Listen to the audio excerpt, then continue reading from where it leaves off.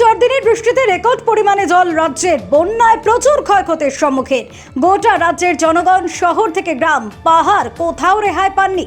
গঙ্গা মায়ের হাত থেকে কোনো রেহাই মেলেনি ত্রিপুরা রাজ্যের ছোট বড় সবকটি নদীতেই বিপদ সীমার উপর দিয়ে বইছে জল। এই দৃশ্য দেখে শরীরে কাঁটা দিয়ে উঠবে আপনার। ঘরের মধ্যে জল আছে, পেকাতে আছে, তিন বাজে ঘরের মধ্যে। প্রশাসনের তরফ থেকে কি হেভি পরিপূর্ণ পাইছি। আচ্ছা, কি মনে করতেছেন এটা এত মানে যে বর্ষা হয়েছে, বর্ষাতে তো মুখ্যমন্ত্রী এত না, এটা হলো ভগবান এত, এক মন্দির এত নাই। এটা যে কোনো সরকার থাকলে বৃষ্টি হইব, প্রাকৃতিক যুগের লোকে মোকাবিলা করে বাঁচতিব আমাদের মানুষ। এরকম ভাবে এমন জল দেখেছেন কি আপনি? দেখছেন শহর লাগোয়া বলদাখাল এলাকাতে হাওড়া নদীর জল বেড়ে বহু পরিবার বাড়ি ছাড়া। শরণার্থী ক্যাম্পে 3 দিন রাত্রি যাপন করার পর শুক্রবার পরিস্থিতির স্বাভাবিক হতে বাড়ি ঘরে তারা ধীরে ধীরে ফিরে যাচ্ছেন। কি বলছেন এক মহিলা, শুনুন। ওখানে ঢুকে মানে কাজ করতেছি। আচ্ছা, কি কাজ করতেছেন? জলটা টান করছে, পোল্ট্রি কাছাইতেছি। মানে ঘরে থাকার লাগে সেটা মানে পজিশন করতেছেন। জিনিসপত্র কেমন ক্ষয়ক্ষতি হয়েছে? হ্যাঁ, মোটামুটি ভালোই ক্ষতি হয়েছে। একটা এমন বাতের ডেক গেছে, 2টা শাড়ি গেছে, এরকম জল আর দেখছেননি? না, আর দেখছি না, এই প্রথম। সরকারের তরফ থেকে কেমন সহযোগিতা না, পেয়েছেন? আমরা কিচ্ছু পাইছি না কোনোদিন। আজকে শুধু কালকে পরশু দিন দিয়ে গেছে 2 সিরা, আর সোমবারে রাত্রে দিলে ভাত আনছে, ভাত খাইছি না, ওই ঘরে বাতাস লই দি খাইছি। পরশু দিন দিছে 1 পোটলা সিরা, কালকা বিকালে দিছে 1 পোটলা সিরা, এই আর কিছু হয়েছে। কি আবেদন থাকবো সরকারের কাছে?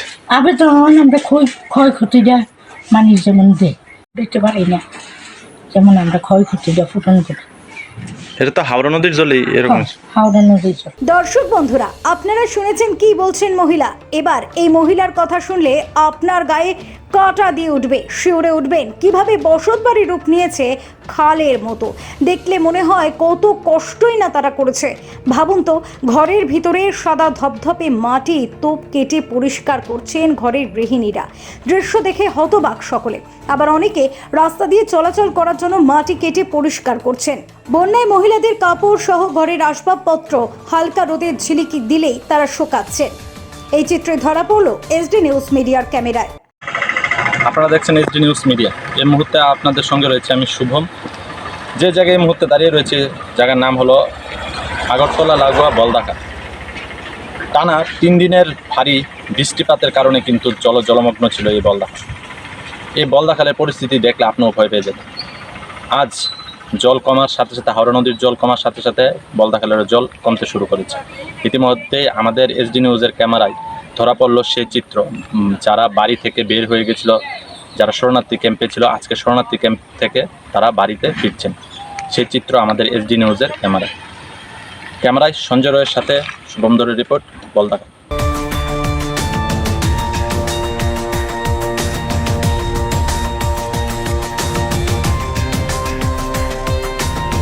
Bureau report, SD news media.